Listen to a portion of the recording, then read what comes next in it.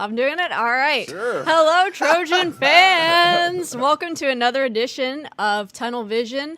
I am India Otto, a.k.a. Automatic, here alongside triple-double Chris Morrissette. Chris. Connor Morrissette.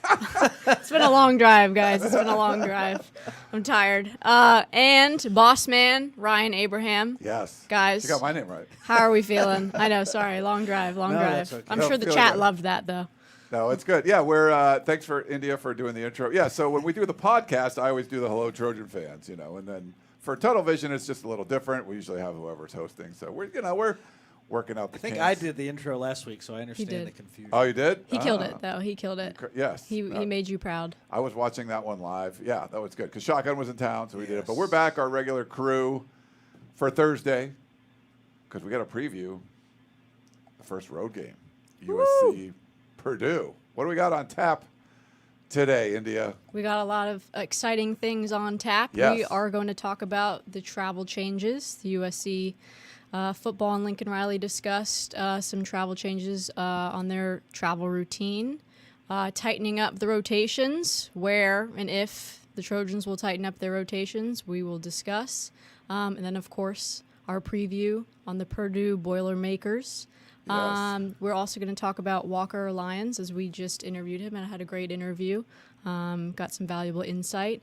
And then, of course, our score predictions. And we are live on Instagram, on YouTube and Facebook. Yeah. So everybody put your comments, thoughts, concerns, questions in the chat and tune in. And then we are taking live callers today. The number to call is 512-4-TUNNEL. We're taking some live callers, so we want to hear from you and give us a call. Love it. Nice work on that.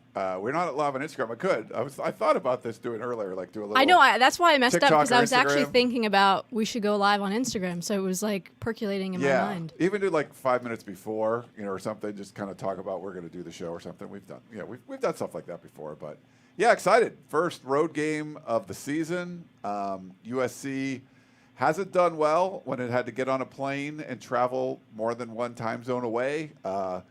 Beat Colorado in 2023, but if you're talking about an Eastern or Central time zone game, that's way back in 2012. Now, they don't play all the time, but at least every other year, because you haven't beat Notre Dame since 2011. And I think the last Big Ten opponent was 2010 at Minnesota. But I think this is a really important game just to sort of get rid of the whole USC hasn't won a real Big Ten road game yet. USC hasn't won outside of the Western and Mountain time zones. Just go out there against a team that's improved for sure, but should still be overmatched. You can get a resounding win, get your first conference win of the season, and sort of establish yourself as, look, blow out a couple of teams that were from lower divisions. Now you just blow out a team from the Big Ten, even though it's more of a bottom dweller Big Ten team.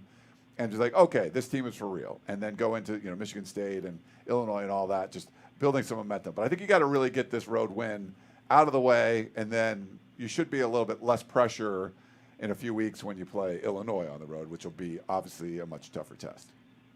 I think the stat is 0-13 in the last 13 years in Central and Eastern time zones, but have they ever been a 20-point favorite in any of those games? I don't think so. Most of them were against Notre Dame, like Ryan said. So I agree with you, Ryan, that it's a huge opportunity and a big chance for USC to show they can win on the road and all of that. But, looking at this matchup, we talked a little bit about it on Wednesday.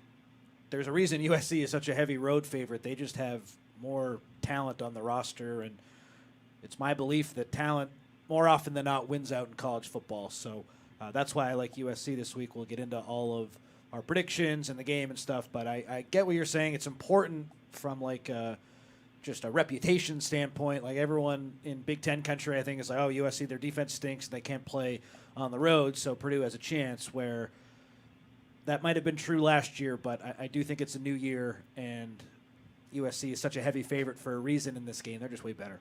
Yeah. I want to get some of your thoughts on this, India, as far as travel goes, but we're going to go into some of the adjustments. So when USC went on the road last year, the opener was Michigan, having a lead in the fourth quarter, weren't able to secure it. Basically, playing a one-dimensional team, just don't give up a huge run, and they gave up a huge run. Certainly could have won that game. The Maryland game, we've talked about a million times. People hate hearing about Minnesota as well. Fourth quarter leads in all of those. And so a lot of questions go into, well, what are you doing travel-wise? Maybe, Connor, you can kind of talk about some of the changes. My understanding is that USC is going to fly at about 10 o'clock in the morning tomorrow, and we're flying out at 9, so you get to Indy, I think, at like 3 or 4 or something like that. So I think that's where it's an Eastern time zone. So, USC will be sort of in that range, and then we'll have that evening, go to bed, get some sleep, and then, wake up and do your routine for game day. But we'll get India's take on like traveling like a long way before you play. But what are some of the changes that he talked about as far as changing their routine up a little bit? Bigger plane. That was the first thing that stood out there. Need a leg room. Yes, they're switching the plane that the guys fly out in. So if there are any pilots out there, people who are into planes, I'm sure it's like from a Boeing 747 to like a 747 Plus or something. Yeah. I don't know how much bigger you can get from the 747. But that was kind of the first thing. And then, leaving Friday, which is more of the same, but they want to get in a practice, like a walkthrough Friday morning. So the guys will be up early, and then they'll take the flight. They've changed some meal times. They're prioritizing sleep. That's not really a change to the travel, but that's been a big emphasis. So we kind of hit on it Wednesday, Ryan, where it's like they haven't really made a ton of changes, but they're doing some small tweaks, and they're hoping it'll be for the better, which I think this week it will be. Yeah, it should be. What were the challenges, India, going on long trips or leaving the day before, or if it was a couple days before, however that would work? Or sometimes you would get to do 2 games, right? So you'd have some time off. Yeah, so obviously basketball was a little bit different because we played like 2 games in 1 week. So oftentimes it depended on the game or depended on like the schedule. So when we played Maryland, it was paired up with Rutgers, so a little bit longer of a flight. So we left 2 days like earlier. Oh. And some other games that we played, like we would maybe leave like a day before. But I think if it were me, and like again, football is only you're playing 1 game on Saturday and that's it. I would leave Thursday if it were up to me and I was like Lincoln Riley. I understand USC is a tough academic school and you don't want student athletes to miss a lot of school, but I think 1 extra day doesn't hurt. It's not like we're asking to leave Wednesday or something like that would be a little bit too much. But I think leaving Thursday and again, in my opinion, would probably be the better option. And for us, depending on how far the flight was in the schedule, we would leave 2 days before or 1 day. But we definitely had some like difficulties with traveling sometimes. I know when we played UConn last year, we didn't get back until, it was a later game on CBS. It was like at 8, and there were some issues with the planes, which does happen and causes a delay, and we didn't get back until 7 a.m. the next morning. And this was around Christmas time, so some players missed some of their flights and had to get other flights to go home. But the travel is definitely like real. I think that the getting a bigger plane does matter, though. Even a 3.5 or 4 hour flight, like having them get to stretch out and stretch definitely matters. I think. But yeah, again, if it was me, I would probably leave on Thursday. But we'll see. It's not too long of a flight, and the bigger plane definitely, I think, is a good benefit for them to stretch out and things like that. And times when you're eating, depending on. We ate a lot, honestly, on our we would eat. Our coach liked to practice before we left if we left the day before, and so we would get like a meal at Galen, and then we would have a meal right before we left on the flight. They would send it right to the flight, and then we would eat like when we landed. So, and sometimes we didn't do that depending if it was late. But yeah, it sounds like they got some sort of good routine going on. And again, I think a benefit of a bigger flight is good for some of the guys to stretch. Yeah, USC will do a practice in the morning, so they'll probably have like sleep, go to bed early, no big 9-0 tonight or whatever. I know India's on her way there after the show. And go and then get up, do your probably some kind of meal, do your walkthrough or whatever the practice would be, and then go to the airport and get on the plane. I know some people are in chat are saying NFL teams leave the day before. I think from Big Ten perspective, we've seen teams day before. We've seen teams go 2 days earlier because whatever USC was doing last year wasn't working. I think that's why a lot of people are like, go 2 days earlier because obviously the day before hasn't worked. So I think they're going like a little bit earlier, but it's not, these are, like you said, small tweaks, not major changes. They also have a better roster this year, which I think That matters. will help more. So that is the big thing. And what have we said all along? We're not going to be talking about their road game schedule if they just stack up some wins here on the road. So they have a great start here, great opportunity with Purdue. It's not like it's Michigan last year, who they, of course, didn't end up being great, but, of course, they're coming off the national title. Right, yeah. They have that defensive front, which was probably one of the worst possible spots like for USC to go up against early in the year with a new-look offensive line. Purdue doesn't bring a matchup like that to the table where it's like, okay, they're going to take advantage of USC being weak here. With all due respect to Purdue, they're just weaker across the board because it's a first-year head coach and they have a whole bunch of new players. So the spot is a lot better than the Michigan spot was last year, that's for sure. Yeah. Well, we got a live call already. So Live caller 512 time. tunnel. So why don't we bring it? Looks like Mitch from New Jersey. Mitch, are you there? Hey, guys. Hey, Mitch. Hey, Mitch. Yeah, how you doing? Yeah, thanks for taking the call. How are you guys? This year we got deeper in running backs, and wide receivers. I like our 2 wide receivers, but it seemed last year we were a little deeper, especially with Deuce. And I see Deuce Robinson's doing quite well with Florida State. But I'm happy with our offense. I think we're gonna score a lot of points. That's how I feel too, Mitch. Thanks, I Mitch. think Me too. that USC, how they'll win this game, maybe they're still working some stuff out defensively, but offensively, I just think it's going to be really hard for Purdue to stop the skilled position guys at USC, and the way the offensive line has looked so far, they'll be more challenged against Purdue, but I don't expect anything like we saw against Michigan where you're having to bench your left tackle at halftime and it's like a fire drill on half the plays. I don't foresee that happening. So them stopping Wayman Jordan, Jacoby Lane, Mekhi Lemon, and Jade Maiava looks really locked in right now. I just think that's a tough ask for Purdue. They gave up 2 opening drive touchdowns. The first 2 drives for Southern Illinois last week went for touchdowns. So what is USC going to do against that defense? It's just a tough matchup for the Boilermakers. And like I said, if the defense for USC still has some issues, maybe stopping the run a little bit. That quarterback is good. Purdue does have some receivers who are talented. Like I could see the defense maybe having some stuff going on, but offensively, I still expect them to execute at a high level. I do too, and like you'll see. I think we'll see weekly different wide receivers emerge.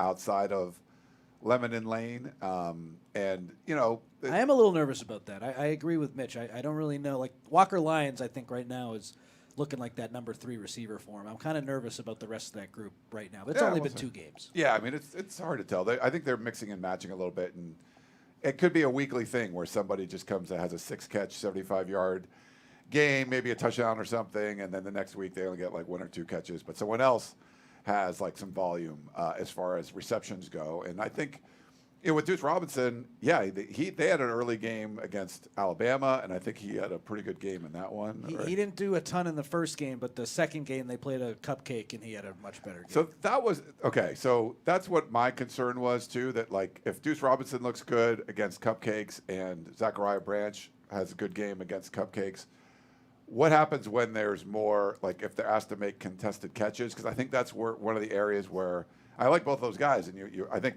USC fans should wish them all well. But I'm not. It was hard to see like Zachariah Branch in coverage and like making the catch, where something like a Jacoby Lane, he was able to do that. And I think with Deuce Robinson, it just didn't seem to play as big of his body is. But I saw him like long catch and run. He was like wide open, like big. He can make big plays like that. So it'll be interesting to see as the season rolls on and the competition gets better if these guys are going to make some big plays when you're playing against, the tougher competition where you're gonna need to make a contested catch. You're gonna be able to have to get away from coverage. But I think USC fans, those guys were great Trojans, and I just want to wish them the best. But I think the 2 best receivers on the team from last year, USC still has. Agreed. I've said this consistently with Deuce. He left to be a number 1 at Florida State, so I totally understand that. He would have been a damn good number 3 at USC this year, and that was the one receiver that I have seller's remorse on a little bit. I know they didn't let go of him willingly, but like that's the guy I would have loved if they had kept. Of course, he wanted to go where he would have had a bigger role. I totally get it. Nothing USC could have done. I'm not saying it's their fault or anything, but like I really wish he could have stayed or they could have kept him. And if he was the number 3 right now, that would just unlock so much for this offense. Where right now, if Lane or Lemon weren't available for whatever reason, I think USC would be in a tough spot. But, next man up, Tanook Hines has looked good in the limited action we've seen from him. None of the other receivers have really impressed me too much, but it's only been 2 games, so we'll see who emerges against Purdue. Thanks, Mitch, for the call. Appreciate that. What were we going to do next? We talked about the travel. What did I write up there? Tightening the rotations. Yeah, where we'll see rotations tightening. Yeah, like Danton Lynn talked about that a little bit yesterday with like the cornerbacks. Get your thoughts, Connor, on from what you've seen and heard at practice. Just it seems like on the offensive line things have tightened up. Now there could be an injury there. We can get into that a little bit too, but just some of the rotations where it could be with the receiver, the other cornerbacks. Maybe even the defensive line, like, are they going to not play as many guys as they were playing before? I think so, and we saw the start of this a little bit against Georgia Southern, where Eric Gentry and Desmond Stevens played a ton, and then Jaden Walker and Elijah Newby didn't come in until much later in that game. They didn't really work in a third linebacker that much. At the safety spot, it was a lot of Christian Pierce, Kamari Ramsey, Bishop Fitzgerald. Kennedy Urlacher didn't play as much as he did in the first game, so there have been some tightening of the rotations there. And then the cornerback spot, that's been the big thing this week, where Lincoln Riley was asked Monday about tightening up that spot, and Danton Lynn was asked Wednesday about it. They said the same thing. We really enjoyed playing all the guys. We think that it was a valuable experience for all of them. Got tape on all of them. Great to see, but we now know that we got to tighten it up a little bit. So DeCarlos Nicholson is that first corner, and then who's alongside him, that's still up in the air. I think Braylon Conley, who started last week, will start again. It looks like he's emerging as a contender to be in the rotation pretty firmly, and then it's Chasen Johnson, Marcellus Williams, DJ Harvey. So unfortunately, probably like 2 of those guys probably won't end up getting the role that they want if everyone stays healthy, but they do have a lot of depth, and Lincoln Riley has said all along, we want to get these guys reps because we know we're going to need everyone during the year. And defensive back, it seems like last year USC was missing at least one corner every game down the stretch, where I think DeCarlos Nicholson missed a couple. Jacoby Covington was out for a long time. So that's definitely a position where you want to get guys reps, and they did that. Now they'll play the best guys, the guys who've earned it, and then if there is an injury, they'll feel confident in the backups. And that's something across the roster, maybe outside of the receivers, that I do feel pretty good about with this team, where if there is an injury on the offensive line, there's a piece who you can put in where it's like, okay, I feel better about that than last year when Tobias Raymond has no experience. He's your swing tackle. He comes in. They just didn't have the depth that they do this year. And credit to the staff. Going into the year, I was wondering about that depth. But, like, having Alani Noah as a backup, having Tobias Raymond, I know he's a left guard and he's battling an injury. We'll see if he'll play. But he can fill in at tackle if need be.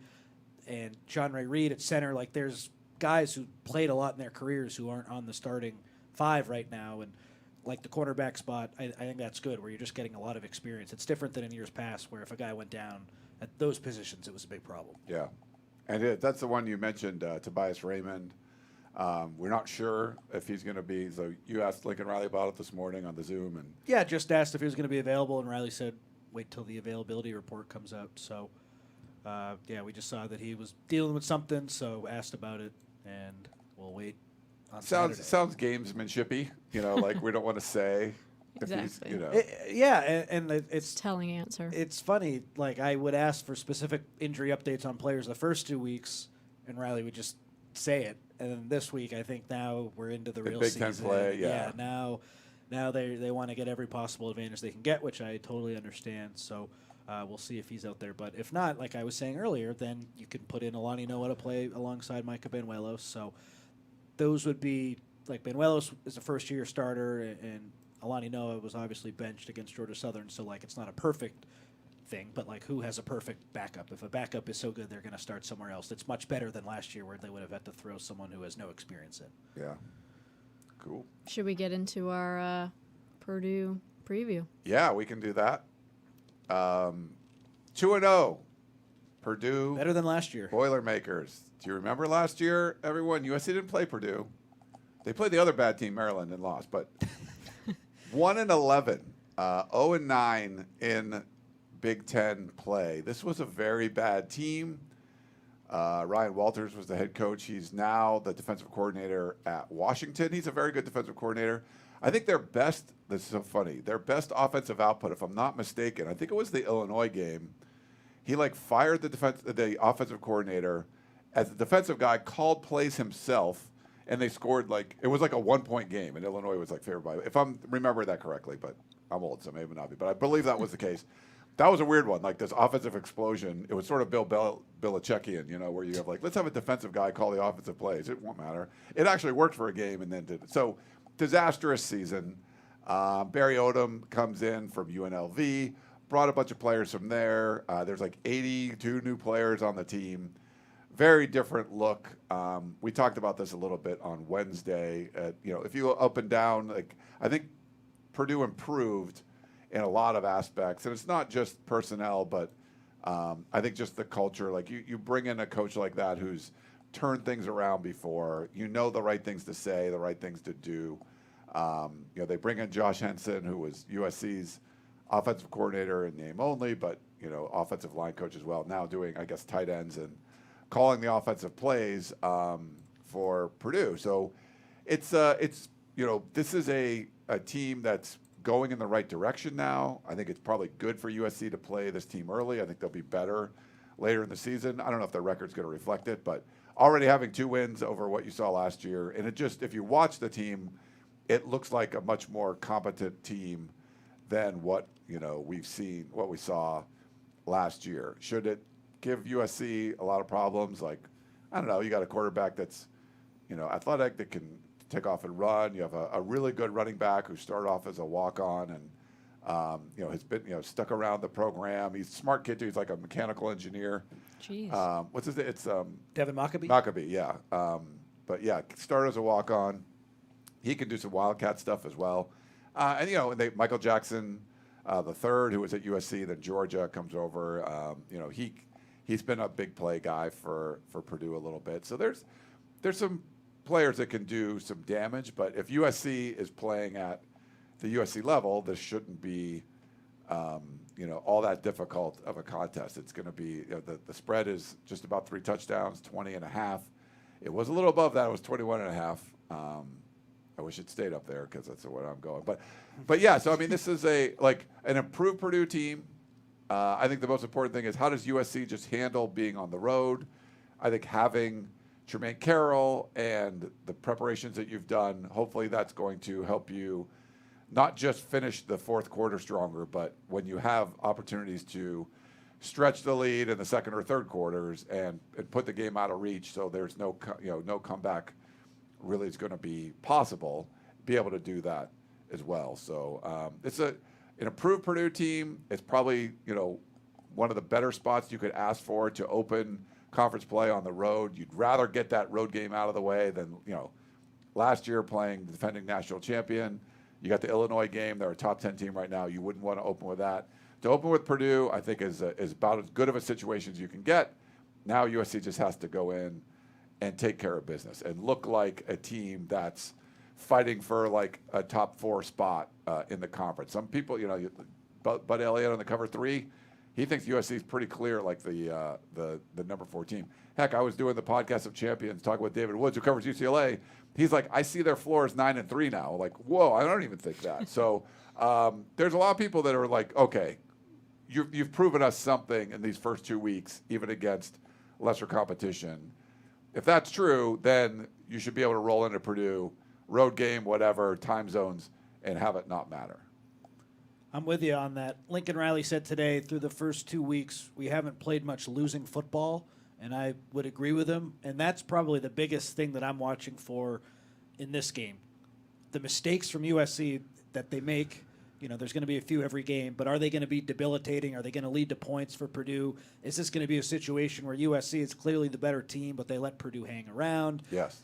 Or it's a close game at the end, or just they do some things like we saw a couple of years ago against Arizona State, against Colorado, where USC was just so much better than those teams, and they won convincingly, but it just wasn't clean. I want to see a cleaner operation this week. That, to me, would signal a big improvement from last year and just a step in the right direction, because we've seen USC in the Lincoln Riley era win games on the road against teams that they should win, but then you leave the game thinking, okay, man, I'm not really feeling good about the future of this team. I want to continue to feel good about the future of USC after this game. That's what I'm looking for, because on paper, as we've talked about, as you mentioned too, there are some players on Purdue who can hurt USC, particularly on offense, but you go up and down the roster. I don't think that there's one player on the 2 deep for Purdue going against USC's where you're like, okay, they could use this guy. They just have such better personnel. Let's see that on display Saturday. Yeah, I like the losing football term where it's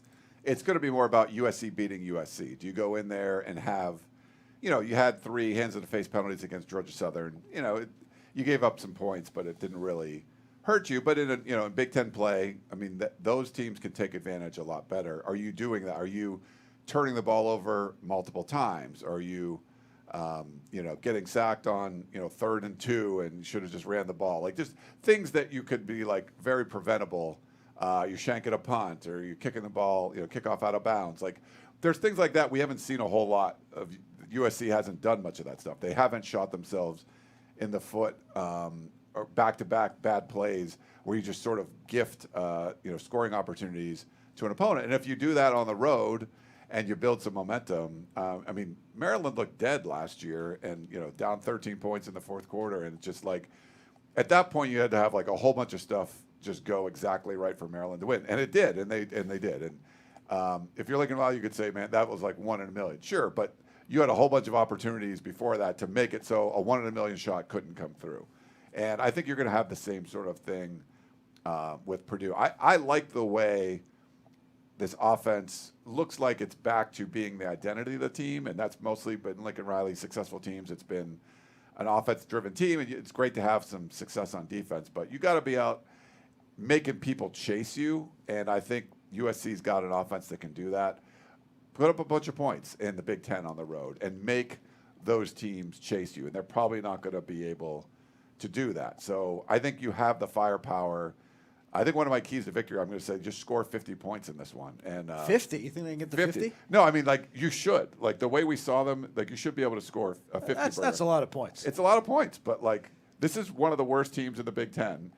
You could put up a bunch of points on them. So, like, I'm to say, look, if you're gonna be a contender, you should put 50 up on Purdue. And so maybe it's a little stretch, but heck, I'm going for big ones this time. If they get 50, I'm not going to predict them sure to do it, win. but I'm going to say in my keys, you should score 50. They haven't played anyone either, so it's hard to have big takeaways about them. But I think they're competent, just not very talented. So if they get USC gets to 50, that would be crazy. I have them getting up to, I think, 42. Is my pick. It's like an extra touchdown. But 50, if they can really lay down the hammer, that would be. I think that's what you want to see. It's not just That's win. what every fan wants to see. Yeah, but you want to win this game, and you need to get off the snot. You need to get that stupid road win, and 0-13 the last 13 years or whatever. Like, you can't do that. But I think you could also make a statement that it's like, why is this team not ranked? They just went on the road and pasted a conference opponent. Is Purdue that good? No, they were 2-0, and they're much more competent. They might be better than you think. A little better. Yeah, I think UCLA is worse. Rutgers is worse. UCLA looks pretty bad. Maryland, there's some. Last year, Maryland was like the second worst team in the Big Ten, and USC lost that game. I think Purdue might be a middle to bottom middle. I think we had them in our power rankings like a 14 or something, just because they were 2-0, and like they've looked much more competent. You have a good coach. But I think this is a team where you could still outclass. Like, are you going to be able to stop like Wayman Jordan just running the ball, and Makai Lemon and Jacoby Lane and Jade Mayava and him be able to take off and run? Whatever. I just don't think that's going to be a thing. You should be able to put some strong drives together. And I think that's, if you put up 50, I think it's like, all right, this is even if it's like 50-30 or something, I don't care. Like, that's okay. You just boat race the team on the road and put up a whole bunch of points. I think that's probably how this team is going to have success. It'd be great to have the defense come along and get good special teams play and stuff, but I'm just looking for, like, if you want to make a statement, winning by 60, winning by 39 against lesser opponents, that's cool, but go on the road and put up a 50 burger in conference. I think that would be like, all right, this is this team is actually for real. I think people will take it seriously. Yeah, 50 would absolutely be for real. I agree. I think how each team approaches the run game in this game is going to be huge. Like, if USC has a hard time stopping Devin Mockabee, who's good, that would be concerning to me because Purdue really didn't get a lot of chunk plays running the ball in their first 2 games. That's not something that they've done. They're not an explosive rushing offense. If there are some chunk plays like we saw against Georgia Southern, yes, Purdue's better, but that would lead me to think, okay, I don't know if USC will be able to continue to play like this against better teams. So I'm monitoring that. And then on the flip side, Purdue's done a nice job against the run so far against 2 not very good teams. If USC can just impose its will and run the ball with Wayman Jordan, Eli Sanders, and look really good doing it, Purdue, their defensive line isn't great, but it's like a representative Division I defensive line. That would show me something too. So we're not going to know like if they're going to make the playoff. I don't think after this game. That's only 3 games. Like, a lot needs to happen, but like there are little things you can look at here or there that will determine the rest of the season for me. And it's clean football and stopping the run, how well they do running the ball. That's definitely what I'm looking for. Yeah. Someone in the chat was talking about so the last time that we saw USC won Central or Eastern time against zone. Syracuse, 42-29, September 8th, 2012. So that was in MetLife Stadium. So that was for Notre Dame, it was 2011, and then for a Big Ten play, that was 2010 at Minnesota. So this was a neutral site game. It wasn't at Syracuse, but it was still in the Eastern time zone. Like I said, 2 years ago, USC went to Colorado, played with its food a little bit, but ended up getting the win over Deion Sanders, which was one of the craziest, as far as covering games, maybe the biggest like shit show ever, as far as like no parking, it's like such a rinky-dink little press box. They had like 1,000 media credentials for this game because they had already beat TCU, who was in the national championship game the year before, and they beat Nebraska, I think. And then, they might have lost the week before, but like USC, there was a lot of media attention for that game. We were there super early. There was no attendance. You couldn't park.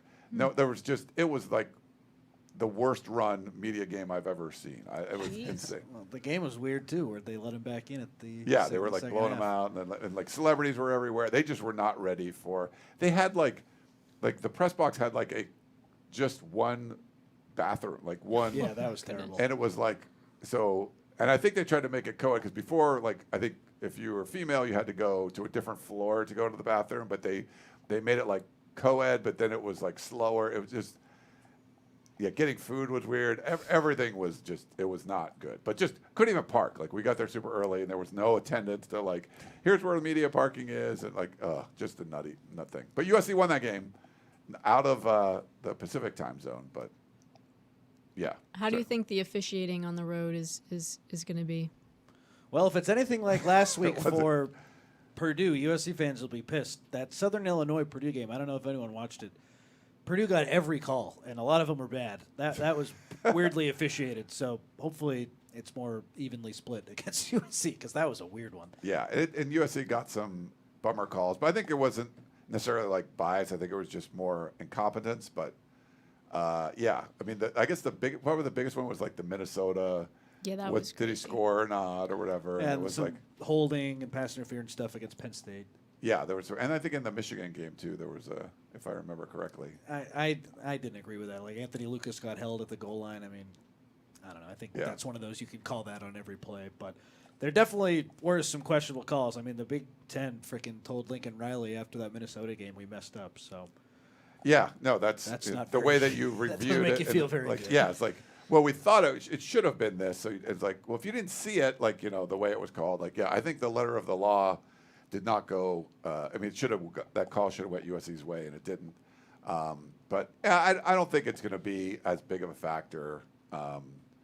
Especially you're a team that's go out and win and just pummel them, and then bad calls won't matter. And Exactly. I think if USC is going to be one of the darlings, because conferences are going to be about promoting their best teams. Like, there's no way that the Big Ten would want to screw over Oregon or Ohio State if they're looking like they can be in the playoffs. Like, that's not in the best interest. So if you feel like there's any bias, and USC is like a team that looks like they can make a run if they win some of these games.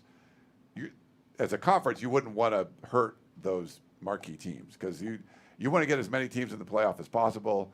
The SEC already has 11 teams ranked in the AP poll, so I think that the Big Ten knows that, and I don't think if you're going to be one of the top 6 or 7 teams vying for like those top 4 spots, you're going to try to screw that team over. So playing at Purdue, I wouldn't think that they would have a whole bunch of calls going against USC if that was a biased thing there. I don't think there is. Like I said, I think it's more incompetence. But yeah, if you handle business, officiating doesn't matter. Control what you can control. Handle your right? business. Put up the 50 burger. Yeah. If you. That's why I want to put it as a key. Like if you score 50, even if you give up like 30, like people will complain Still about win. that. But it's like, all right, you just went on the road and put up 50 points. Like that's like this team has an identity now. Like they can score like on the road, and if you do that, I think it just takes care of a lot of the other problems that you would have. If they give up 30, though, then it kind of looks like a Colorado Yeah, or that wouldn't Arizona be good. State win. I It feel depends like. how too, but like putting up 50 points, you're like, You're okay, like solidifying a you're win. now like you've taken your game to the Big Ten instead of last year they went from like a top 5, 6, whatever scoring offense to like 30 or whatever. That was more Big Ten-y. Like if you go on the road and put up 50 on a Big Ten team, you're like, okay, now you got to play with us instead of us playing your game. You're going to play ours. Like, yeah, you scored 30 points. That was your high but you also lost by 20 still. So I feel like it's more about we're going to, Lincoln Riley teams are like, they want to score. Like, you just want to put up a bunch of points. So if you can do that and you give up some, whatever, that's fine. I think you're going to, inflict your will, inject what you want to do, the DNA of what you want into this game. And, They want to play well defensively, too. They would like They got to. something to prove after last week. but at the end of the day, like, Lemon, Dictate what you Lane, want. like, you want those guys just going off, But yes, I get it. Like, would it be better to win 30-10? I don't know. I think so. You could argue that it's better to go to Purdue but if you only put up 30 on Purdue, and we're like, There's been a dip in the offense then. yeah, I just think like the DNA of this team is probably better to do like 20-point game, 50-30. You're gonna have concerns on the defensive side, but it's like, oh, that team put up 50 in conference on the road. Like that doesn't happen in the Big Ten all the time. So I think it's more about, hey, here's what we do. We're coming to town. USC just came in and just like rolled over last year. There wasn't a good first year of the Big Ten. Oregon came in and did what they did, and got that big win at home against Ohio State. I think you just want to sort of, show, hey, this is who we are. Go in and it's Purdue, but you score 50 points in conference on the road. Like I don't know how many times that happened last year. Probably not very often. Do you think that's who USC is? I see a better offense than I expected so far, for sure. I kind of think that it is. And they're more aligned with a classic Lincoln Riley coach team. I definitely see that. I do think it's a little early to say that definitively, but I mean, I get what you're saying. But you're all in on that? You think it's going to be 50 points? I don't think they're going to do it. I think they should. I think like I'm predicting like I think they'll probably score in the 40s or whatever. But I think if you want to just like erase kind of Solidify. concerns, just like Yeah. go score. Like, do you want to hear about which day we fly out on or blah blah blah? Like, you don't want to hear that again? Right. Go score 50. Right. And then just shut people up. Like, all right. Brian wants big points on the board. They put up 59 last week, and you went on our website. Everyone was freaking out about the defense. So Yeah. sometimes scoring all those points isn't won't yeah. make everyone happy. But I No, I get what no, you're and saying. I don't think- it just to me like who cares what they do? Like it's just, is it clean or not? That's kind of my barometer. That's a good, yeah. Winning football, like the way Lincoln Riley Exactly. put it, don't be playing losing football, which is empty possessions, screwing up the middle eight, like, it's just all those little things that are like, okay, well, now this game is closer than it should be. You could watch USC play Minnesota and go, I think USC's a much better team. Why are they letting this hang around? Why are you making these mistakes here and there and allowing this to happen? Why did that happen with Maryland and a miracle or whatever at the end? And you don't want to see that against Purdue. And whatever it ends up looking like, it's fine. I just feel like just go put up 50 and then be like, oh, okay. Like it's one of those two. It's a team who's rebuilding in Purdue. Like, we can talk up the Boilermakers, and people are doing that, but like when you just look at this matchup from you take a step back, like USC in year 4 of Riley with a returning quarterback, offenses look really good the first 2 weeks. Danton Lynn, defensive coordinator.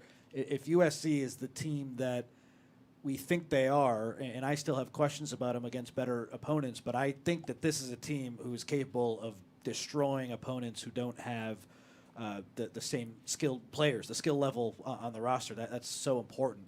That's what I think USC is this year. Like, they should go out and win big. So I'm with you. All right. There's someone in the chat there, like giving up 20. It's a hip hop R&B lover. Giving up 20 to Georgia Southern is egregious.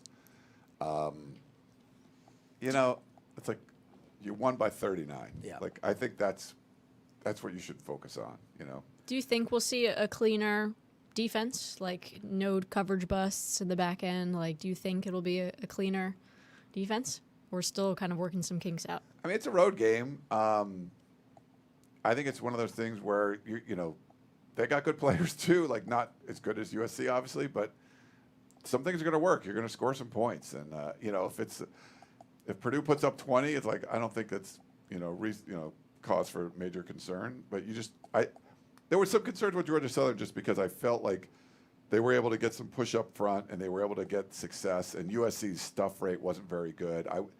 I think you can allow a drive or two here or there, but I want to see, like, when Purdue's not scoring, shutting it down, and being able to get a 3 and out and things like that. Like, that didn't happen a lot last year. It was definitely bend but don't break, and if you can execute that and bend but don't break and maybe give up some field goals or whatever, that didn't really happen against Georgia Southern. But yeah, I don't.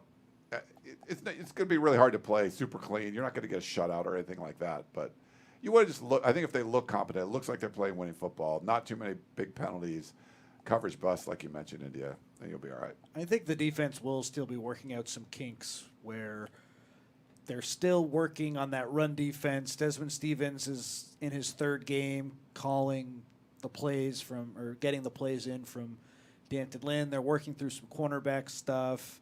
So I could see Purdue here or there making some plays and USC's defense making some mistakes. But, like, I just think that's football, and that's part of it. This team, Lincoln Riley talks a lot about it. They just want to keep getting better every week, and they're not a finished product in week 3. That's not – you don't want to be a finished product in week 3. So we'll see what the edge rushers do, too, against a better offensive line. Let's see if they can keep up that level of production. But I do think the defense will still be a work in progress, and let's see what the offensive line looks like on the flip side, too. Yeah. We got a super chat. Ooh. India's all over it. Let me pull it up. Thank you to Hot Since 91. Hot Since 91 says, "What's going on with Tobias and Connor?"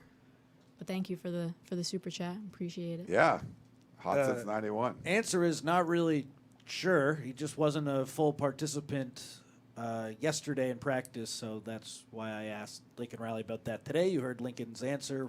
We are going to have our availability report come out Saturday, so you'll see then. So I'm not really sure, but he wasn't a full participant. He was out there, so I think it's certainly possible he'll play.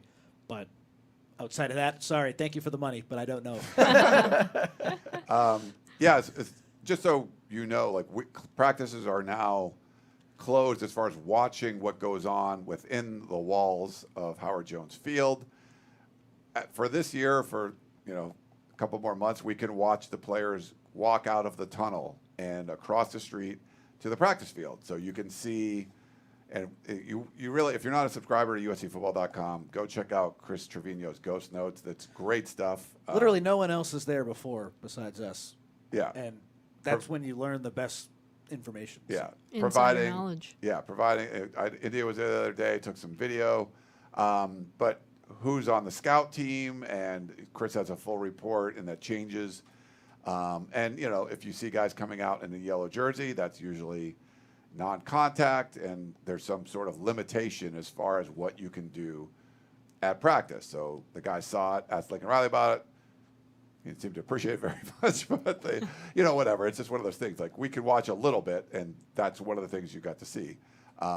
There will be an availability report. Those are, I don't know, fairly worthless, would you say? Like, The availability report? Yeah. No, those are good. You think so? Like sometimes they're just like listing. They don't even list people, or I don't know. Well, if someone's out, they're out. I guess they'll say they're out. Yeah. Outside of that, like they could list somebody. What's the other? Like Questionable, and you're not really sure. But yeah, so we don't know at this point. But it would be nice to see the offensive line that they came out of game 2 with, that you felt like this is going to be your starting 5, which, inserted Micah Benuelos into that starting role that we didn't see before. He got his first start. You would like to see that all together going into the game at Purdue, because that's like, okay, they massaged it a little bit, and this is the 5 they came up with. You'd like to see them be able to roll that out without some kind of injury changing it up a little bit. I agree. And Tobias Raymond's a really important piece of this offensive line. When they were going through fall camp, it was my thought, and Shotgun's thought too, he felt the same way. Like when Tobias Raymond and Justin Tauanu were fighting for that right tackle spot, it wasn't really a competition between those two. It was who looks better between Micah Benuelos at guard and Tauanu at tackle, and whoever looked better at their natural spot, Raymond would just play the other one. He has been really consistent. He's improved a ton from last year. He's someone who I feel much better about than I did a few months ago when I was saying, hey, I don't really know what USC has on the offensive line. Let's see the improvements that they've made individually. Raymond has gotten a lot better from last year, and he's super important. So if he's not able to play, that would be a loss. They do have some guys behind him with experience, which is good, but he's a really key part of that thing. Yeah, we'll see. Should we get into some discussions about your guys' conversation with Walker Lyons? Yeah, Walker I heard Lyons. you guys had a great conversation. Yeah, that'd be great. And then we can get to questions. If you are live in the chat for Facebook or YouTube, put your questions in there, and India will get to them after this. But, yeah, I just wanted to kind of highlight this because I think sometimes we do these interviews, basically like a half hour sitting down with a player, exclusive to us. Like no one does anything like this. So if you're watching on YouTube, you'll see it right on our feed and our channel at Inside Troy or over at uscfootball.com. Really been awesome working with House of Victory because they've been such a great partner, providing players and promoting the interviews. And the Walker Lyons one, I put that up this morning. We talked to him a little bit earlier in the week. But yeah, such a great kid, and he talked about going on his mission, and he went to Norway, and sort of like how he was communicating with the coaches and everything while that was going on, and how he prepared, and catching his first touchdown pass, and seeing the tight ends last year as a freshman, no touchdown passes to the whole group, and now through 2 games, there's 3 touchdowns between them, and the kind of camaraderie and guys he's close with on the team. It was just a lot of fun, and for whatever reason, they're not. I don't know if they're the most popular pieces of content we put up, but I think they're great. And just if you want to get to know a lot of these players, we've had so many interviews over the last couple years. 20, 30 minutes with each one of these guys, and I think you get a feel for their place on the team, and I think you can become a real fan of them. I think the one we did with Woody Marks. People just loved it right away. And they were just like, oh, my God, we're just lapping this up. We want to get this. And I really enjoyed the one with Walker Lyons. And USC's using a lot of 2 tight end sets now, 12 personnel. It's more opportunities for the tight ends. And I think Chad Savage coming in and coaching that group is going to help them produce a lot more. And Lincoln Riley talked about that, or at least the production from that tight end spot this week. It seems like something they're trying to push. Obviously, a tight end can be the best friend of a quarterback. So if you haven't checked out the interview, I'd advise you to go over and check it out, our interview with Walker Lyons. You can search it on YouTube, or it's up on uscfootball.com. We ask a lot of fan questions, too. So yes. We found out Walker's major. He's majoring in real estate. That was really interesting. Seems like he has a really good path ahead of him after football, being able to sell properties. So smart kid. He talked a little bit about his brother Ryder. So he's a 5-star quarterback recruit. If you don't know, if you're interested, and what he had to say about mentoring his brother. Not every football player has a younger brother who's a 5-star quarterback. So yeah, Walker was great, and he was just so happy after catching that first touchdown. So it was great to get him this week.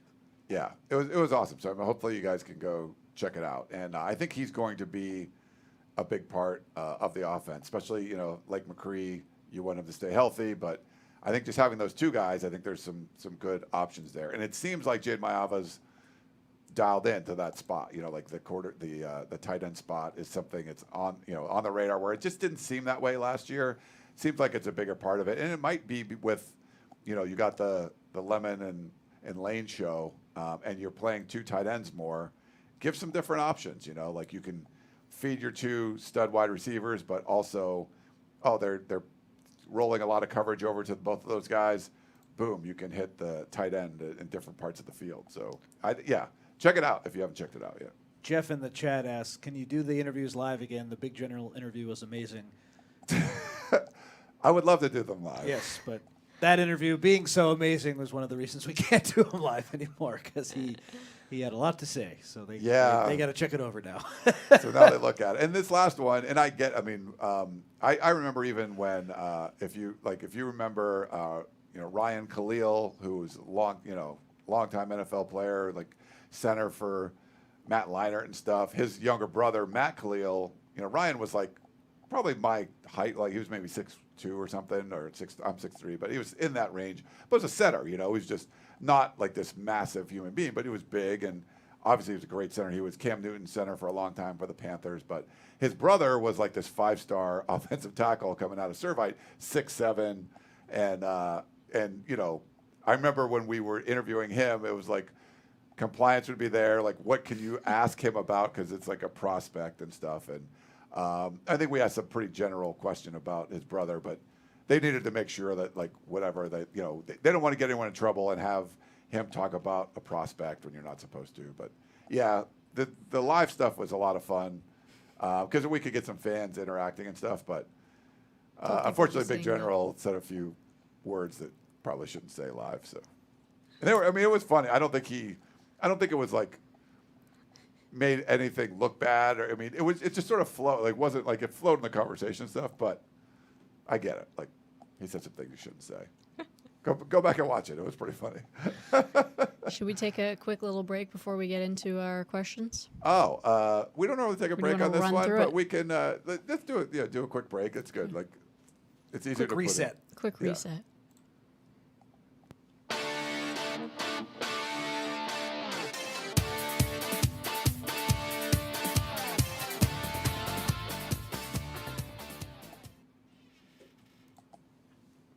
We're back. Yeah. The Tunnel Vision Podcast. Again, leave your questions, comments, concerns in no concerns, because we're perfect. We're amazing, the three of us. I love it. But leave your questions in the chat. We'll start Automatic. getting into it. So let's get into some, guys. Yeah, let's see what we got. And if you want to call in, it was great. We had Mitch earlier call in, but Shout out, 5124 Mitch. Tunnel. How's the game going? Was it halftime or something? Halftime. Packers look good. Yeah, Packers are. Is it 14 or? 14-3. They doinked a field goal at the end. First question we've got from B. Peckingpa. Sorry if I butchered your name. Do you think we will come out with a 12-man offense? Walker showed some speed in his downfield blocking. They have in the first two games. Yeah, 12 personnel. So Tanook Hines hasn't got a start yet because of that. Walker Lyons has, though, right? Like he's been out there. 2. Yeah. So I kind of think so. Like,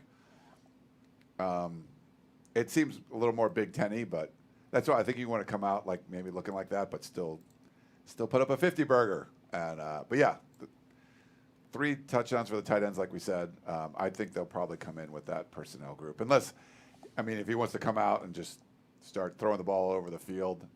They've come out and thrown the ball, I think, early. I think in the Georgia Southern game they did too, but then that that first carry by, or it was first or second carry by Wayman Jordan, he ended up fumbling. But they went back to him after that. So yeah, I think they're gonna have a good mix of run and pass, and yeah, I think they'll be 12 personnel again. Next question we've got from Cam Life.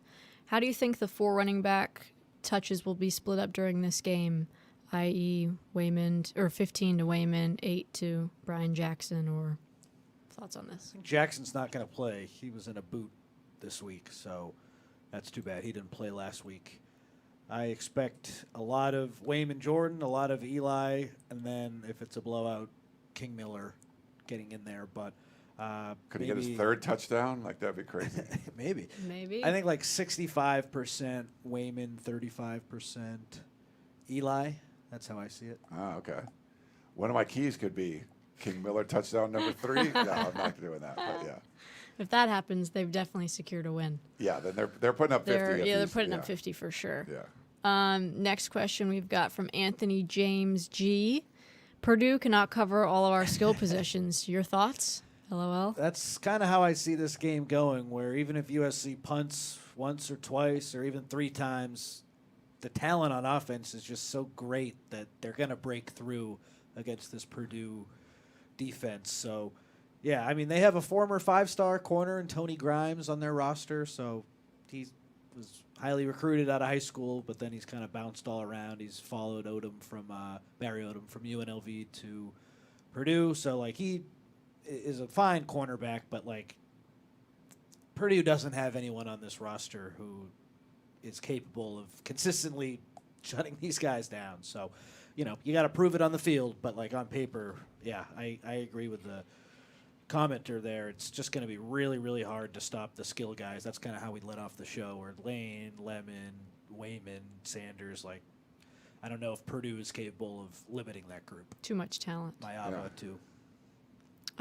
We've got couple questions from Blackie Chan Gaming. Yes. First question, buy or sell? USC has a 100-yard receiver and rusher. I'm buying.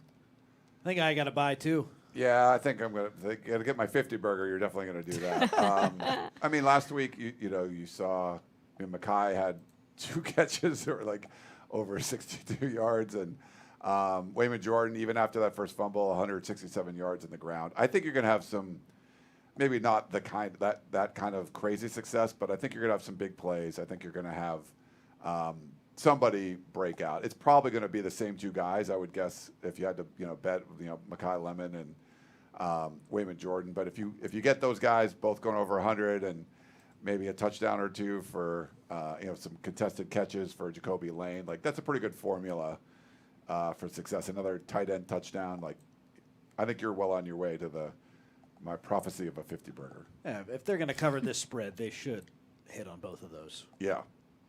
We've got another question from Cam Life. What's the over-under Michael Jackson III touches during this game? 5 receptions? 1? Well, he returns kicks and punts, so if you want touches, it's probably more. Yeah, let me pull up his stats so yeah. far this year. He's their number 3 receiver on the year.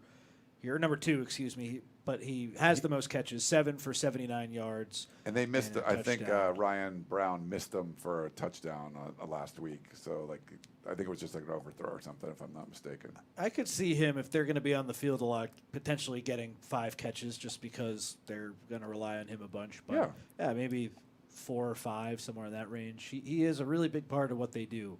That's for sure. So USC, the players who were here when he was here will know him well. Is he the kick returner also? He does both, yeah. He's the kick returner and the punt returner. So, I mean, for touches, then you might have to go like 12 or 13, just, maybe not get – does a touch count, like, for if you just fair catch counting, it? Yeah, I don't know if that's good point. Yeah. He returned him against Southern Illinois. Maybe he'll be afraid against a different opponent. Yeah, we'll see. So maybe it wouldn't be that high because there's probably not going to be as many opportunities to return the kickoffs. Probably not going to be a lot of punts.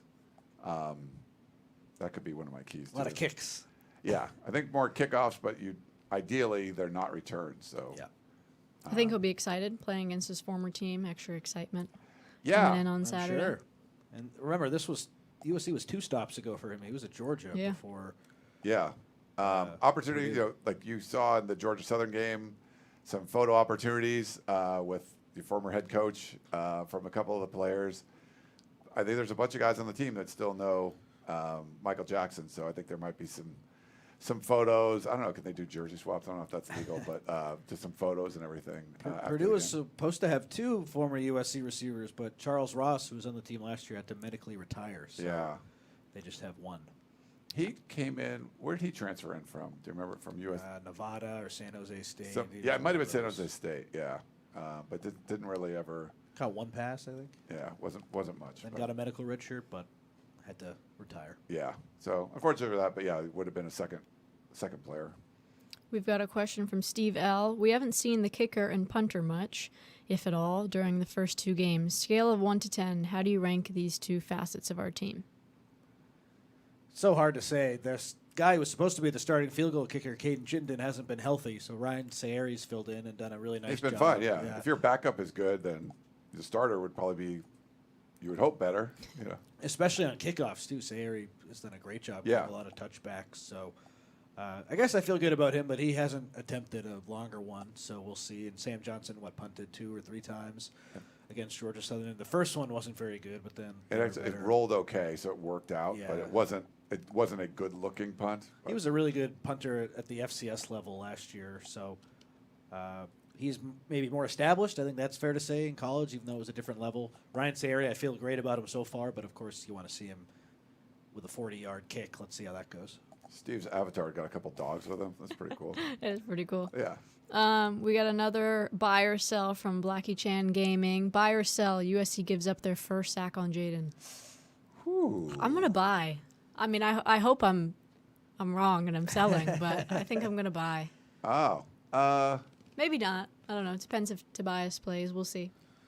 Well, you already bought it, so there's no I know. way, I already bought it, yeah. so I got to stick with my purchase. Maybe not. Like, you're going to wait till after the game. Like, Right. no, I'm selling. Actually, now. I'm selling it. No, I got to stick with my purchase, but I do hope I'm wrong.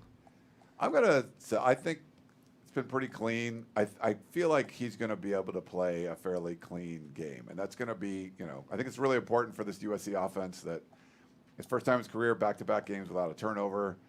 Just be clean. Don't, try to run away from a potential. If you can throw it away, throw it away.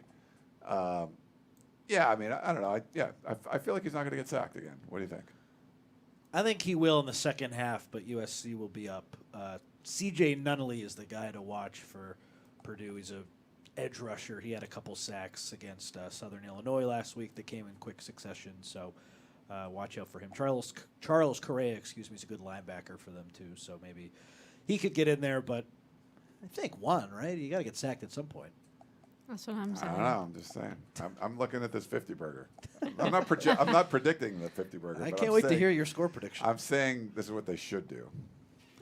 We've got one from Cameron Timpson. Is a true road win considered an accomplishment for this program over the last 3 years under Lincoln Riley? I can sense a little sass in that question. It shouldn't be, but I guess it has to be a small one after last year. Yeah, A small I think win. it is. And it's not just Lincoln Riley. Like, this has not happened for a while. So, yes, you want to get a road win, not getting on a bus to go to Pasadena. Like, that's great. And it's being in the new conference, like going on the road and winning in conference. It wasn't easy in the Pac-12, and so far it hasn't been easy in the Big Ten. So, yes, I think it's an important step. I think you get that out of the way, and then it should set up for, what should be a 4-0 USC team heading to Illinois. And if they get a win, like Indiana's look better, if they get a win against, if Illinois can beat Indiana, that should be an amazing game going in to that one. So, yeah, I think you need to get this win out of the way. It matters. They haven't done it yet. So you haven't done it in the Big Ten. All the new stuff in the Big Ten, it's going to matter. Like, I think the whole season could have been different if they just didn't allow that 60-something yard run to Michigan, and because Michigan wasn't throwing the ball to win that game. Like, the only way they were winning is just big, long runs, and that's still a tough one to see them give that one up. Definitely would have been a statement. Yeah. We've got one from Michael Cortez. With Mayava's strong arm, do you see plays for Hines to streak downfield? Yeah, sure. So far they've used him closer to the line of scrimmage. Yeah. So I'm sure with time that'll happen. But, yeah, absolutely. Maybe not this week, but that's definitely a big part of what he does. I think he, though, is filling that Zachariah Branch role a little bit. And Branch, don't get me wrong, he ran plenty of routes down the field, but they like to get the ball in his hands around the line of scrimmage a lot. So I think that's where they're starting with Hines. And in the future, whether it's this week, whether it's down the line more, yeah, absolutely. He I think, is the fastest guy on the team. He got clocked at 23 miles an hour on one of the plays. I forget what week it was, but I don't think anyone's touched 23. I think it was week 1. I think, yeah. I don't think anyone's touched 23 miles an hour, so he certainly has the speed to be used downfield, absolutely. And I feel like the more numbers and the more highlights that you see from Lane and Lemon, it's going to open up some opportunities that you could take the top off the defense because they're not rotating a safety over on him. All the focus is going to be on the other two guys. And, Lincoln Riley's good at designing these kind of plays where if you have both of those guys sort of, gravitating towards one side of the field and you could get a streaking Hines down where there's just like one-on-one coverage. I mean, I think those are some cool opportunities. So the more success you have from your top two guys, it might open up, sorry if Lincoln, if that was something you were going to try to do and I just exposed it, but I could see doing something like that where, hey, this guy's got speed and now you're going to have some opportunities to scheme him into one-on-one situations where not a lot of corners are going to be able to run 23 miles an hour, especially when you're starting off backwards. So I think that's, there's some situations there where you could take a shot. Then it's just going to be up to, and we saw DJ Jordan end up wide open. And I think some of that, too, was just where there wasn't going to be any help deep on him because you had to focus on the other guys. And it ended up being a really big play. Oh, no, that was Williams, right? That was that was Zach. That was Williams. sorry. Jordan had a catch though. He did, yeah. The wide open one, deep Williams, and I'd have to go back and look at it again. I think Shotgun did some analysis on it, but yeah, I think those open up some opportunities, and I think Shotgun talked about it after the game where that ball was underthrown, and it could have been a touchdown if you put it on the money, but it's like and that's when the guy's that wide open, you just want to get him the ball. Yeah, just get him. Underthrow it, get him the ball, and then see what he can do after that. Question from SC Grad 96. Do you think we will get to see Longstreet play in West Lafayette on Saturday? If they get the 50 burger, Ryan, maybe. Yeah, I think. So I think if it's a situation where you're scoring that much and the defense is playing well, so it's not like a 20-point game or something, if you're covering the spread, essentially, then I think you could see him. I don't know. I'm the way my score prediction. I'm going to say probably not unless it's very late in the game.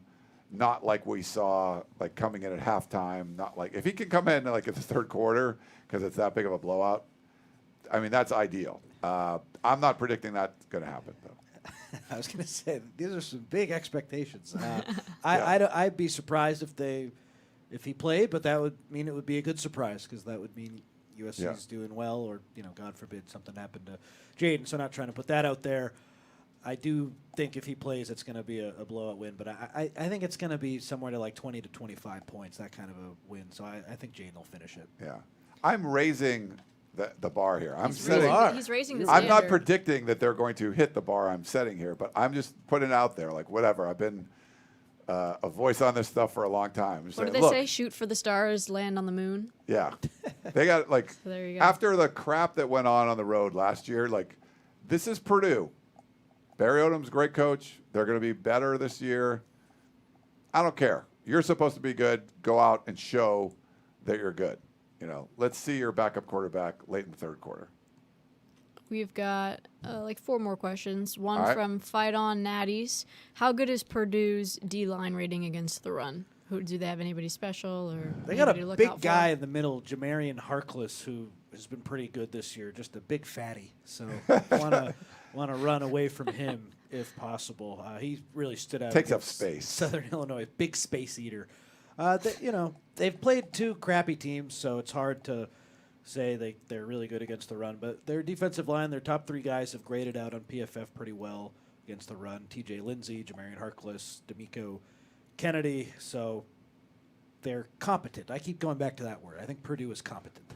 Yeah, I think, and it's just much better program. Just well put together. You saw what Kirk Cignetti did last year at Indiana. It's not good. I don't think it's going to be that kind of situation where they're coming in, they're just killers right away. They went from 3-9 to a playoff team. But I think they've already shown such higher levels of competence. And, but they're not going to have the horses that USC has. So I don't want to hear any excuses. Just go out and put up a bunch of points. I want to see what Killian does against this bigger body. That's definitely a good point. Yeah, because he's undersized. And we've got another one from Cam Life. Question, is Prince playing this game? He looked solid during the first catch game against Missouri State. Another one, we'll have to wait for that availability report. Last week it looked like he was practicing, but then he didn't play, so he must not have been fully practicing. He, of course, hurt his ankle against Missouri State, so he's been coming out there for practice. It hasn't looked like he has been limited. He's been wearing pads, and there hasn't really been any ankle wrap. That's why Chris and I were so surprised that he didn't play last week. So I haven't heard anything, but my guess would be he would play, and last week he was out just for a precautionary reason. But is it possible he doesn't play? Sure, we don't really know at this point. Yeah. Are Facebook questions coming through? No. Oh, Well, let me see. there are some. Yeah. Oh, you There's got some 'em? comments, Oh. but I haven't seen any questions. Okay, there was a couple questions that came in just recently, so I can read them if they don't show up there, but Oh, I see. just to let it know. Okay. We've got a Facebook question. Oh, From nice. Fiddy Just want to LA. give the Facebook people some love, Thanks. Do you believe offense will be able to score several touchdowns or struggle? I think we all agree several touchdowns. Yeah, Right? Yeah, you 50 gotta. ball, 50 ball, hashtag 50 ball. You can get the 50 with a lot of field goals and some safeties, Yeah, but you I can. think it's going to be touchdowns. Yeah. I think so too. I don't think they're getting to 50, but we'll see. I don't think so either. I'm just saying that's what they You should do. keep saying it. Yeah, I said that's what I want to see. He's raising the bar. I'm putting it out there. Sorry, Lincoln, I'm putting some pressure on you. Like, go score 50. Just go do it. Like, you do that, there's gonna be a lot less questions going in. Like, all right, you put up 50, do it. Exactly. We've got one from Anthony James. More of a threat this year. UNLV still under Odom, or this year Purdue under Odom? I know nothing about UNLV this year, but they beat UCLA, right? So They beat UCLA. They were up like 23-0 on UCLA, and then UCLA kind of came back a little bit, but still won by a touchdown. didn't and Odom that's take a with- lot of their good players? No, he took. Yeah, it was not the JMU situation that Signetti did with Indiana. I don't think it was that many, but there was a bunch. I think probably UNLV, if he had another year there, they would just probably be a better team because they, I feel like, but in a year or two, you'd take Purdue. There's better resources and all that kind of stuff. But I don't know. We'll see. He might be able to get Purdue in a better spot. But I just think UNLV was like a pretty decent team, right? And I think Purdue is a little better just looking over the roster. Guess who UNLV's backup quarterback is? who? Alex Orji from Michigan. Oh, the wow. runner. Alex Orji. Yeah. He's But thrown, no, if he's he thrown stayed. 3 passes this year and completed all 3. But was he saying if he stayed? Yeah. Yeah. So if he stayed, you would have kept a lot of those got it. players and stuff. You know what I mean? Well, then what the heck does Purdue look like? How can I compare that? Well, I think you're going to say what Purdue is now, Versus versus if he had stayed. Yeah, Okay. I don't know. yeah, that's an interesting one. I would probably go just with UNLV just because he's had the multi-year build-up and they'd probably be better. But he left, and so you lost a lot of players, and It's a good debate topic. and they Yeah, still it is a beat good they debate still topic. beat UCLA pretty handily without all those guys and without their head coach. We've got one from Jeff. What happened to Jay Fair? He had some hype. Just think he's been beaten out by other receivers, and we see him on special teams a lot. He did play a little bit on offense. I think he was targeted once last week, but I think he's just fallen in the pecking order. Simple as that. Yeah, I don't know how much hype he had, to be honest, but he was kind of like a weird transfer too. It was just like, oh, I think was he had some hype after catching a touchdown against Michigan. I He, thought, yeah, okay. I guess he did. But since then, And then he hasn't really done much since. no. That's a good point. Last question of the night. There's some more on Facebook. Oh, I there's can some go more. to, I'll look through. Yeah. Socrates.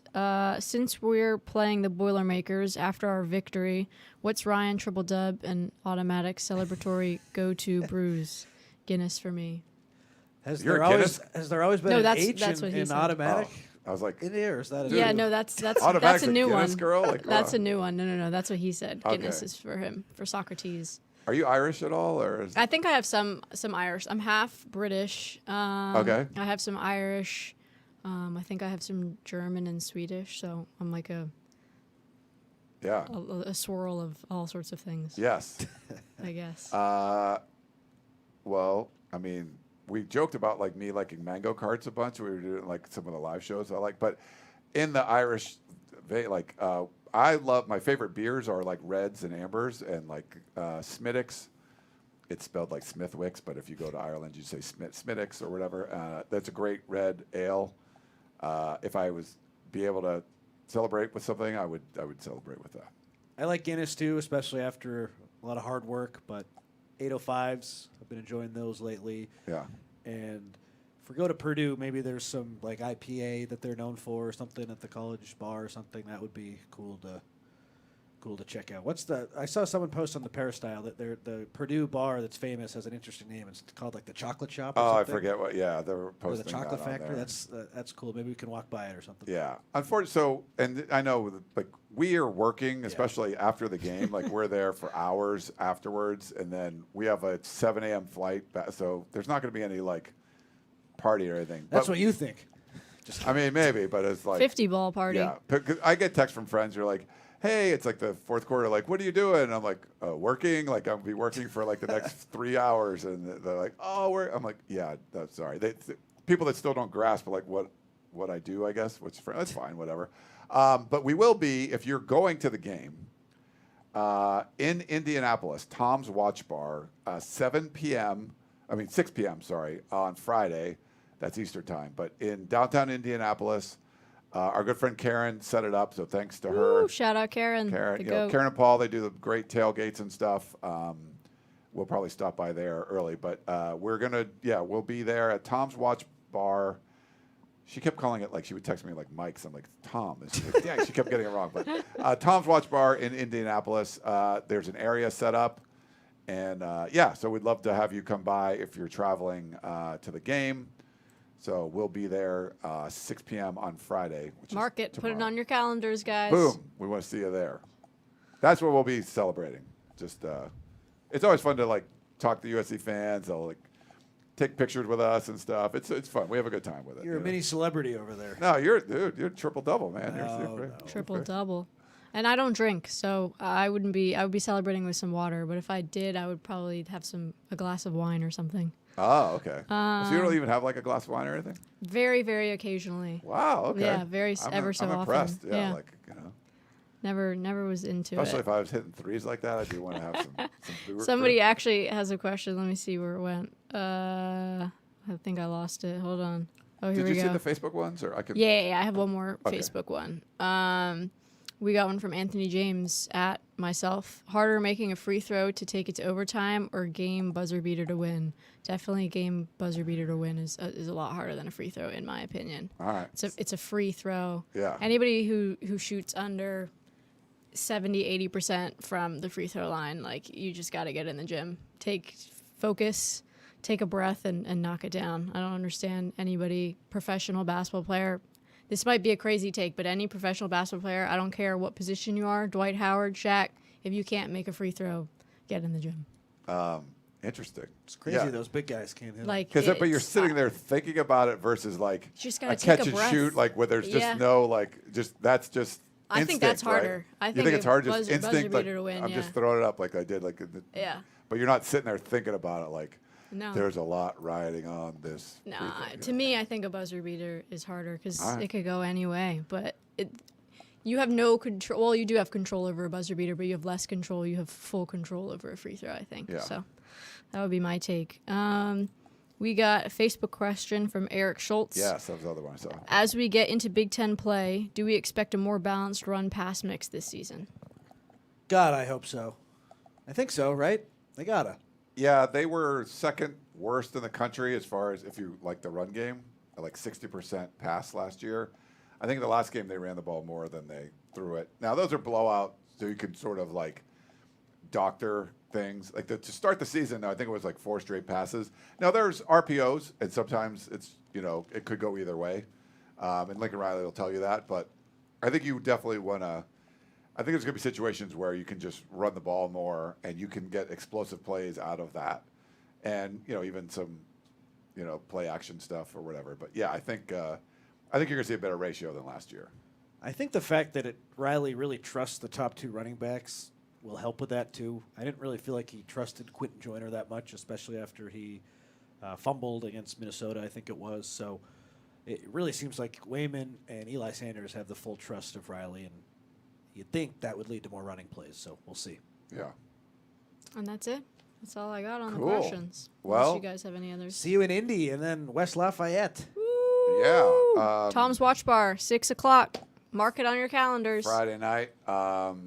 Make sure you check out USCfootball.com. Tons of content going up. I just put a Know Your Foe piece where I talked to Sean Williams, who covers Purdue, and asked him some in-depth questions about the team. You can read that if you're a subscriber. And so much stuff. The ghost notes from the game, especially road games, are redonkulous. You want to read those. That's great, what Chris does. But we're going to have 5 people there, like crazy. Like Dan Weber's going to make an appearance. Oh, Dan got in? He's supposed Awesome. to. Yeah, he got so. Love sharing the But press me and box Connor with and Dan will be in the press box. Chris and Shotgun. I mean, I don't know what I'm doing, sending 5 people to Purdue game. But look, I'm just saying, I'm putting a lot of resources into this game. Don't lay an egg, USC. Go out and put up a 50 burger. I'm no way I should be sending this many people to cover USC versus And Purdue. there'd be no 50. But here I am. Yeah. So do your part. Put up a 50 burger. That's all. Is that hard? That's all I'm asking? Not a lot I'm doing my to part. I'm ask. bringing it. I'm like, there's no way anyone's sending, like, probably the whole year for Purdue, no outlet would send 5 people to cover a game there. Well, Maybe I'm doing Indiana media, if Indiana plays at Purdue, but not anyone taking a flight. that. Certainly not. We're committed over here. Yes. So you got a commitment from me. I want to see commitment from you. Give me that 50 burger. Should we do our score predictions We got too? to. Yes. Score Do you want me to- predictions? I can start. So You start. 60-0 is yours. Yeah. No, 50 to I'm not 5, predicting 4. any of this stuff that I said should happen. I'm saying it should happen. You know why I'm not predicting it? Because it hasn't happened. Like, I don't want to have to talk about Maryland's only win in Big Ten play being against USC when the Trojans were up 2 scores in the 4th quarter. I don't want to have to say that anymore. Go out and do it. Until USC does, I'm not going to predict USC to win. I think I've picked the Trojans on the road to cover these spreads a lot last year, and it didn't work out. 20.5 is a lot. I think USC is going to win, but I'm going to say it's going to be like a 45-27 type of game, which would not hit my 50 burger, which would not cover the spread, probably would make USC fans a little upset. You would get the win.